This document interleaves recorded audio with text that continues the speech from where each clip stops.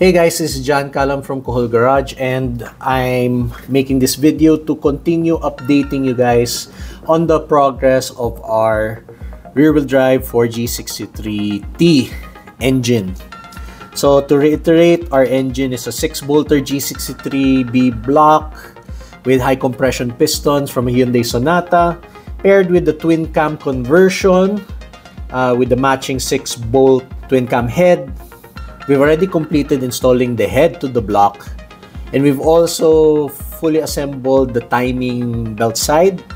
But right now we are almost done with the intake manifold, and going to be starting with properly final mounting the exhaust side of the engine. One thing that I guess no one has asked yet, putting the Hyundai Sonata G4JP pistons, what's the effect of that with our turbocharged engine? Because I'm also worried that maybe this engine will have too high compression ratio, but thankfully the compression ratio is well, it's relatively high for a turbo build.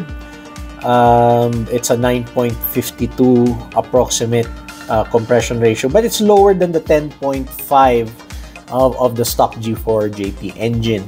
The 6-bolt head has a bigger volume area inside the combustion chamber.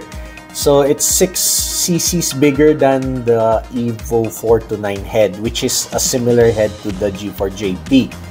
And so we were able to derive, and again, here is the Excel spreadsheet on how we derived the figures.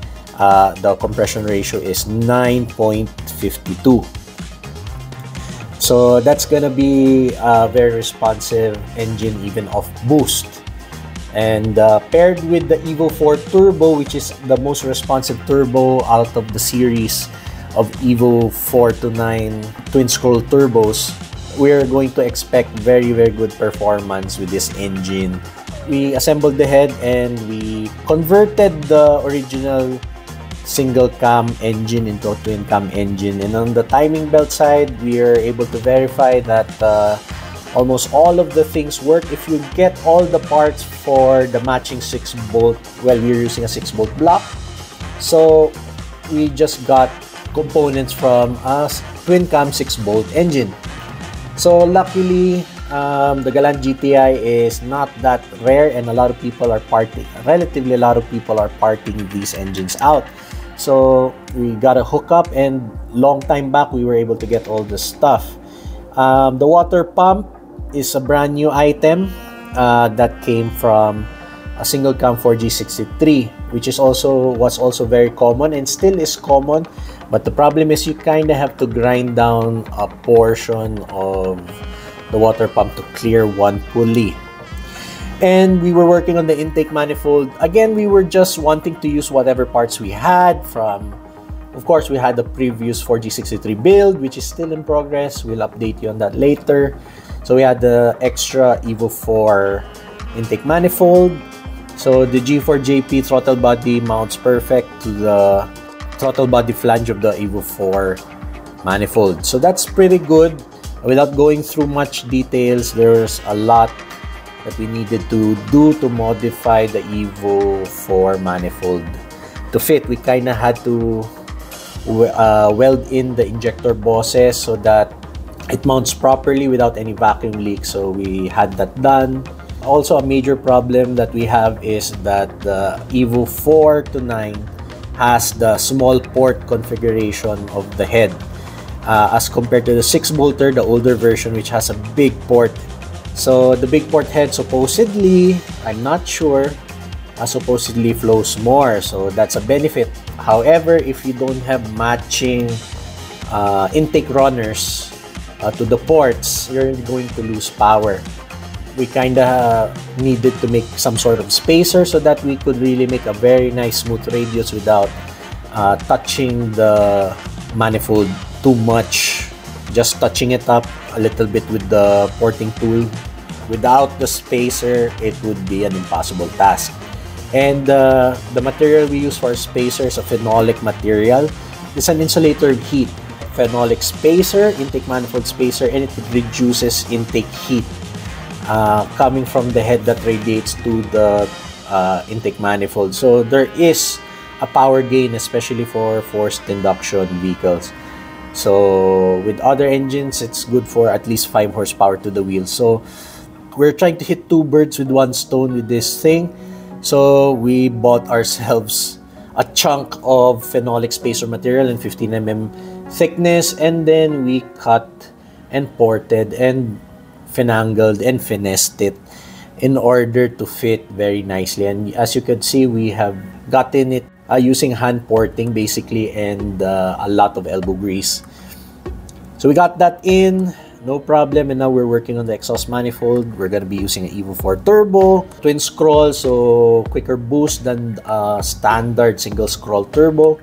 And we're using a tubular manifold. We'll be using an external wastegate, which I don't own yet, and maybe it will be like some sort of Lazada Racing Special wastegate. You guys let me know if that's something you guys recommend. We don't intend to boost this engine too much. I think 1 bar boost is more than enough for what we want to do. I think on a rear-wheel drive application, that's still going to be at least 250 horsepower at the wheels, I believe. We needed to gain so much clearance to the engine block. Exhaust manifold spacer, we're not done yet. We kind of have to do a lot of other things to it, clean it up, have it machined for flatness. But we're working on it. Plus, we also have to work on the turbo lines, coolant lines for the turbo, oil lines for the turbo, oil drain, and so on and so forth. There's so many things that we have to do, and also think of a downpipe. And again, acquire an appropriate V-band external wastegate. This build is really supposedly just going to utilize whatever parts that we have, but unfortunately, the parts that we have are very difficult to mount in the way that we like it, and so we still have to spend a bit more on the parts that we needed. But I'm glad that we're building this engine, and we think the 6-bolt is pretty good because it has a few strengths to my knowledge. The head bolt diameter is 12 mm, so it's 1 mm thicker than a 7-bolter or an Evo, even an Evo block. So that clamping pressure is really there, designed by Mitsubishi. So it's really built like a brick outhouse. Built very strong, this engine.